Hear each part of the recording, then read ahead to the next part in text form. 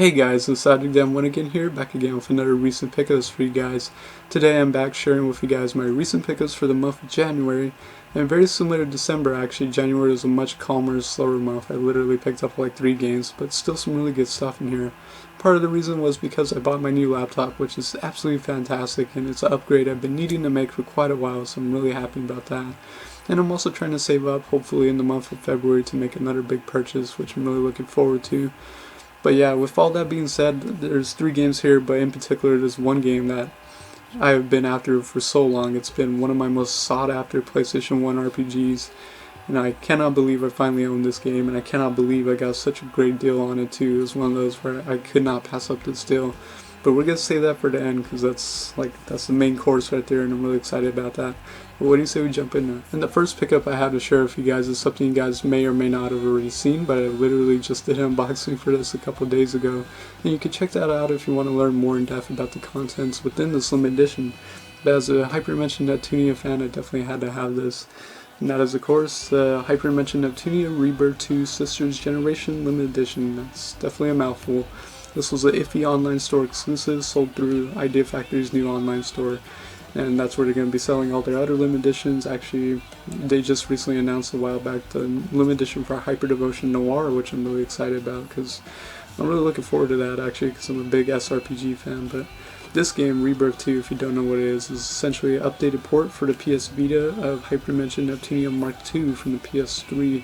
And I do like the Neptunia series. I mean, they're not the greatest RPGs you're going to play by any means, but they have a strong sense of charm that you don't really find in a lot of other RPGs, and especially these games that are, they kind of like harken back to like Sega Gaga or something, especially the first one, but they harken back to Sega Gaga and just like celebrating in a way the kind of gaming industry, and then poking fun at the gaming industry and all the tropes and all that.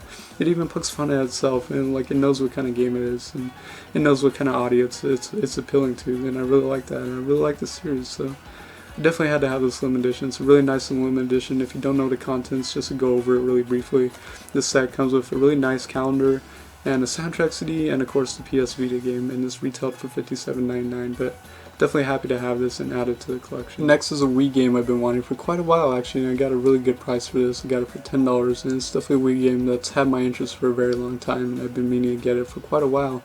But it's from a series that I've definitely always known about, but just never really like checked out any of the games in the series, and I'm definitely looking forward to checking out this version in particular, because I always saw this version on the Wii and thought like, man, it just looks so pretty for a Wii game, and it's just a game that has an incredible aesthetic and just a beautiful, beautiful presentation with the character design and art design within the game.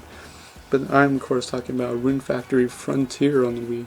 This version in particular is actually exclusive to the Wii, but Rune Factory has appeared on the DS, 3DS, and PS3, so it's on a wide variety of consoles. If you don't know what Rune Factory is as a series, it's kind of a interesting blend between like your typical kind of Harvest Moon and like Animal Crossing kind of stuff, so like living a typical life, doing harvesting, fishing, farming and all that, and just living a typical life and picking different classes and stuff like that. But then it blends in like a traditional RPG where you can go into dungeons and do some dungeon crawling and buy new equipment and level up and all that, and it's just really interesting. It's kind of like an all-around experience which encapsulates a lot of stuff. And it's a game that just has a stunning, stunning visual presentation. It looks absolutely pretty on the Wii. From the screenshots I've seen and everything, just looks great. And the character design, as is very evident on the cover, is just absolutely beautiful. And this is a Wii game that's definitely been on my radar for a very long time. I've been wanting to add this to the collection for quite a while, and I can't wait to check this out. This probably will be the next Wii game I play. And I'm really looking forward to finally checking out a Rune Factory game, and hopefully I enjoy it and I'll get into the rest of the games and try and track those down. But for now, I'm really happy to pick up Rune Factory Frontier. And okay, here we have the PS1 RPG I talked about really early in the beginning of this video, but man, this is easily one of my most sought after PlayStation 1 RPGs. There's definitely some other ones, don't get me wrong, but this is one of my most sought after PS1 RPGs. I've been looking at this game for years and just, you know, search it and kind of try and keep track of the price and all that, and it's one of those where it's always like so pricey, or it's just like just a bit out of my price range where it's like, I don't feel like spending that much money. But I got an absolutely incredible deal on this. I got this game for $40, and it's in absolutely beautiful condition, and it was one of those things like I was debating with myself, because it was actually a little bit more, but I had store credit, so I applied the store credit to this and was able to knock it down to $40. It was one of those things like when it's a sought after game and it's a game you've been wanting for a while, you start to kind of like justify the purchase within your head. So you're like, and I started thinking to myself like, oh man, when am I ever going to see this game at that price again? Or it's like, if I don't buy this now, I probably won't buy it for quite a while. And I just kept going back and forth, and at the end of the day I was like, I would be stupid to pass up this game for that price, so I bought it. But let's have some fun here, let's have some hints. So the first hint I want to give is it's published by one of my favorite video game publishers. They publish a lot of incredible stuff, but it's published by the people who are more well known for a little series called Shin Megami Tensei. And so that's, I guess, hint number one. Hint number two is, if we're being really specific about the type of RPG it is, this is actually a strategy RPG. It's a very, very in-depth strategy RPG. And the final hint, which I think should give it away, is this game is actually named after armor from the Middle Ages. So I hope you guys know your Middle Age armor like I do. But hopefully you guys have guessed. If not, then well, here it is. But I've been wanting this game for so long. I'm so happy to finally own this. This is definitely going to be the next PlayStation 1 RPG I play through, because just so excited to finally own this game. And I am of course talking about Brigandine, The Legend of Fersina. I have been, like, I'm so happy. Like I've been wanting this game for so long, and I got it for $40. It's in absolutely beautiful condition. Knocked it down with some store credit. I had to do it. It's just one of those things I kept debating and I'm like, I need this game. I've been looking at this game for way too long, and it's one of those where I just need to pull the trigger, buy it, and then like, it's mine. It's finally mine, so I'm really happy. If you don't know Brigandine, it's a very, very like grueling, in-depth kind of SRPG. It's really heavy. There's tons of like stats and stuff to take into account. Massive battles with like tons of enemies, and the battles take forever, like like a typical SRPG. But I'm just a gigantic SRPG fan, and this is one of the more sought after SRPGs on the system. It's one that's always had my interest just because it looks so good. It kind of has like battle scenes where it's like kind of Shining Force and all that, where it like goes into these like elaborate battle scenes with like early 3D polygonal kind of monsters and like 3D models and stuff like that. So that's really interesting.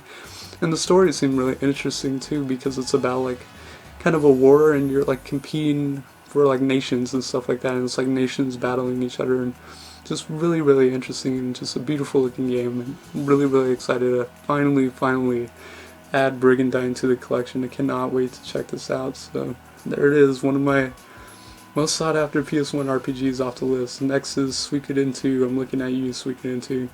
I will get you eventually, I know it, but I'm really happy to knock this off the list, and for a great price. So I think that wraps up a really wonderful pickup. And there you have it, guys. That was my recent pickups for the month of January. Definitely a much calmer and slower month, like I mentioned before, but still really awesome month, because I knocked out one of my most sought after PS1 RPGs.